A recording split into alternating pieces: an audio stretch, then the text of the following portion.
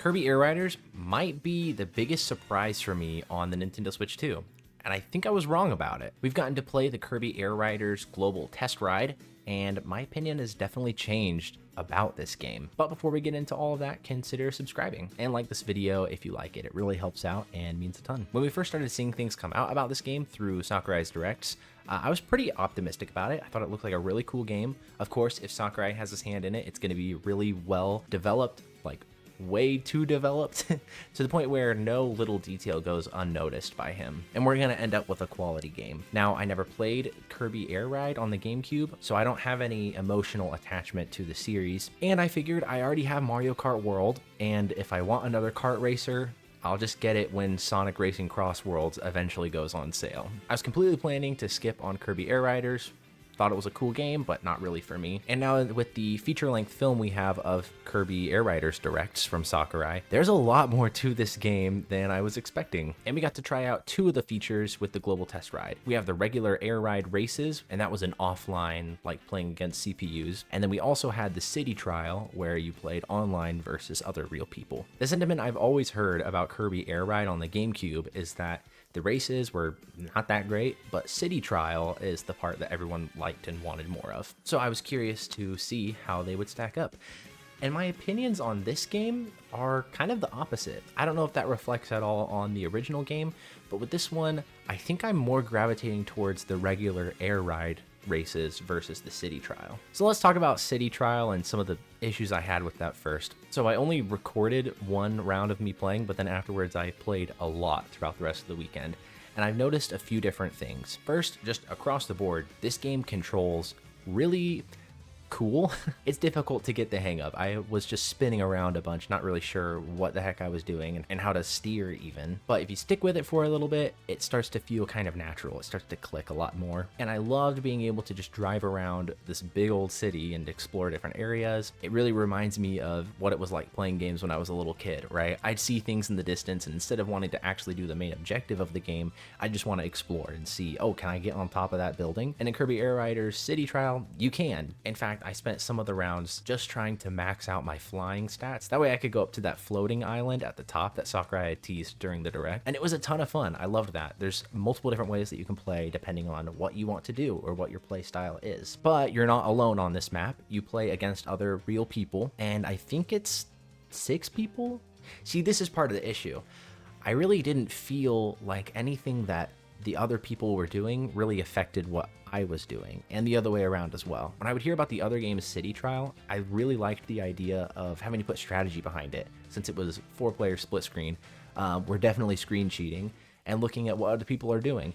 If one player is maxing out their speed stats, maybe it's a good idea for me to not go for speed and go for like attack or defense. Because at the end of this 5 minutes, I think it is, you take all the stats that you've gained and you do one challenge. Sometimes it's doing a few laps on the track. Sometimes it's going for the highest distance, the longest distance. Sometimes it's battling each other or other enemies. So you never really know what it's going to be. So you want to grab as many stat boosts as you can. Make sure you're riding a machine that complements those stat boosts that you get, and hope that those things that you've prepared in the last 5 minutes will help you in this last challenge that you have. But here, it didn't really seem like anything anyone else was doing affected what I would choose to spend those 5 minutes doing. The map is so big to accommodate more players that when I would run into somebody, it was very briefly, and I would just try to attack them a couple times and then move on. And then at the end, instead of one match or one challenge that you do, you get the choice between 4 of them. And it's not like voting which one everyone's gonna do.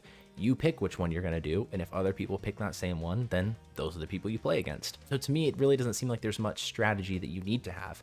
You just go for one specific stat, and then hope that that's the one that pops up, but you have 4 options, so you just pick the one that's best for you, and other people will do the same thing. There were times I'd try to max out my speed stats and I'd be on the wheelie bike, and then the one would pop up where it's just like racing on a track a few laps, and it would even tell me that that's the one recommended for me, and there would only be one other person in there, and both of us had the same idea to go for the speed stats, so then it was just a really fast race. There seems to not be a whole lot of downside to going for one specific stat, because you can always just pick the challenge that works best for you. Or at least that's what we had in this demo version. It could be different since there's a ranking system with higher levels of play, or even just with different settings, because we didn't have a whole lot of options that we could change during this. So I'm definitely open to trying this more and seeing how it is in the full game, but those are just my impressions for how that experience was in this test ride. It's still really fun, and that's what I spent most of my time doing on this demo. There's really just something so neat about being able to explore this city on your machine, jump to other machines,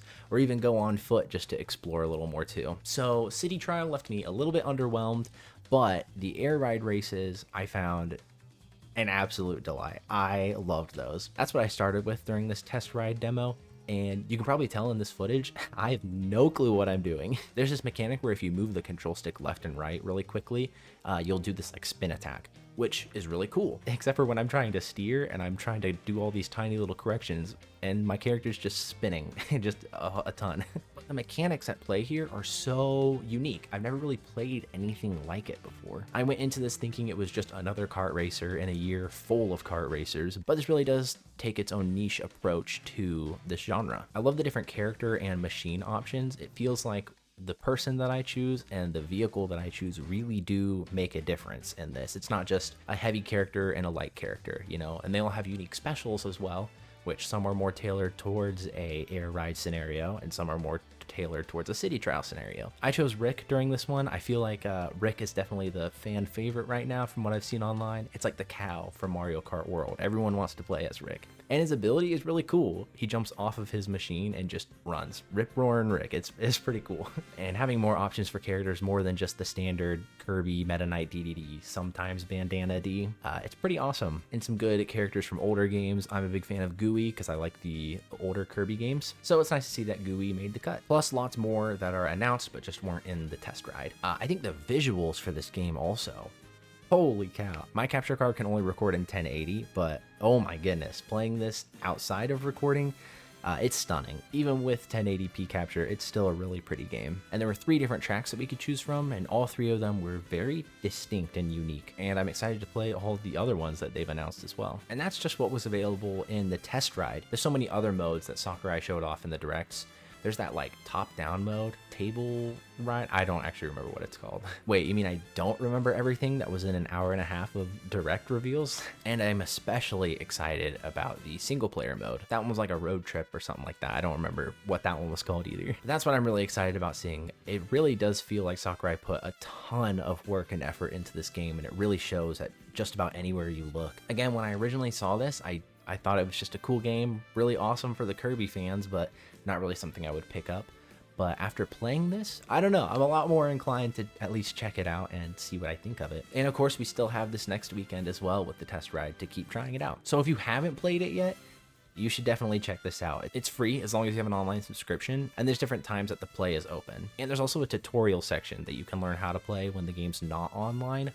I definitely recommend doing that. There was part of me that wanted to just jump in, but I'm really glad that I actually took the time to learn the mechanics, even if it doesn't look like I learned anything in this footage. But that's what we got, Kirby Air Riders for Nintendo Switch 2. What a crazy month and a half of releases from Nintendo. It's really starting to feel like we're getting some more identity on the Switch 2. I was worried that this game would be just another kart racer, kind of like Sakurai had mentioned in the Direct. We already have Mario Kart, why do we need another racer game? But I think this definitely will feel at home on the Nintendo Switch 2, and hopefully it does well, because this game has a lot of love put into it, and I think it'd be cool for more people to experience it. But what do you guys think? Have you tried the test ride? You should definitely let me know in the comments what you think about it, and if you haven't yet, I would recommend trying it out, because again, it's free, might as well, right? Are you planning on picking up this game, or are you gonna pass on it? Let me know in the comments, and if you like this video, consider giving it a like and subscribing for more stuff like this. Anyway, thank you guys so much for watching, and I'll see you guys next time.